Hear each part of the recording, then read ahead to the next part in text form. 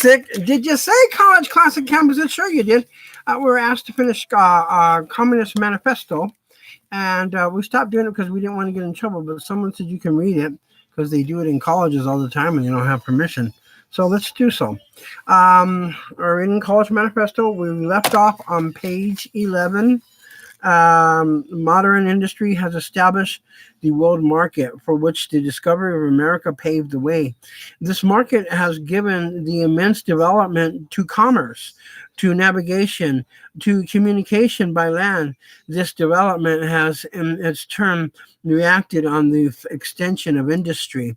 The in proportion as industry, commerce, navigation, railways extended in the same proportion of Bogos developed, or Bogos developed, increased its capital, and pushed into the background every class handed down from the Middle Ages. We see, therefore, how the modern bourgeoisie is itself the product of a long course of development, of a series of revolutions in the modes of production and of exchange. Each step in the development of bourgeoisies was accompanied by a corresponding political advance of that class. An oppressed class under the sway of the feudal nobility, it became an armed and a self-governing association in the medieval commune. Here, independent urban republic, as in Italy and Germany, their taxable third estates of the monarchy, as in France. Afterwards, in the period of manufacture proper, serving either the semi-feudal or the absolute monarchy as a counterpoise against the nobility, and in fact, cornerstone of the great monarchies in general, the bourgeoisie has at last, since the establishment of modern industry and of the world market, conquered for itself.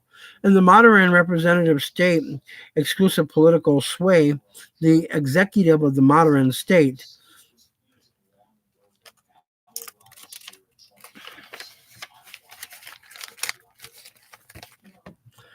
is about a committee for managing the common affairs of the whole bourgeoisie. The bourgeoisie has played a most revolutionary role in history. The bourgeoisie, wherever it has got the upper hand, has put an end to all feudal, patriarchal, idyllic relations. It has pitilessly torn asunder the motley feudal ties that bound man to his natural superiors, and has left no other bond between man that than naked self-interest, than callous cash payment.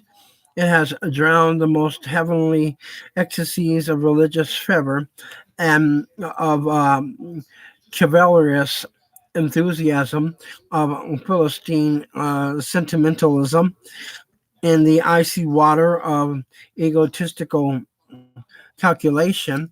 It has resolved personal worth into exchange value, and in place of the numbless, indefeasible, uh, chartered freedoms, has set up that single, unconceivable freedom, free trade, in one word, for exploitation veiled by religious and political illusions. It has substituted naked, shameless, direct, brutal exploitation. The bourgeoisie has stripped of its halo every occupation hitherto honored and looked up to with reverent awe. It has converted the physician and the lawyer and the priest and the poet and the man of science into its paid wage laborers. The bourgeoisie has torn away from the family its sentimental veil, and has reduced the family relation to a mere money relation. The bourgeoisie has disclosed how it came to pass that the brutal display of vigor in the Middle Ages, which reacted, or Middle Ages, which reactionaries so much admire, found is it's a fitting complement in the most slothful indolence. It has been the first to show what man's activity can bring about. It has accomplished wonders far surpassing Egyptian pyramids, Roman aqueducts, and Gothic cathedrals. It has conducted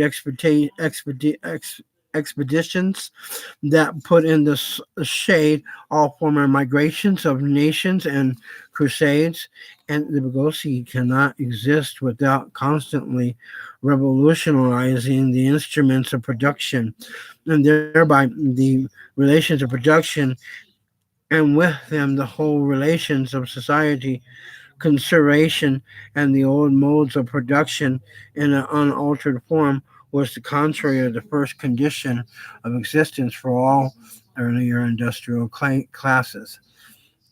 Constant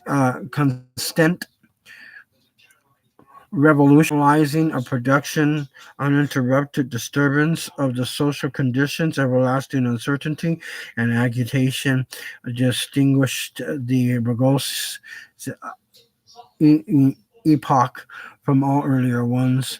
All fixed that frozen relations with their chain of ancient and venerable prejudices and opinions are swept away. All new formed ones become agitated before they can ossify.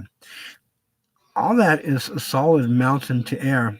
All that is holy is profaned, and man is at last compelled to face with sober senses his real conditions of life and his relations with his kind. The need of the constant of a constantly expanding market for its products classes the Bogosi over the whole surface of the globe.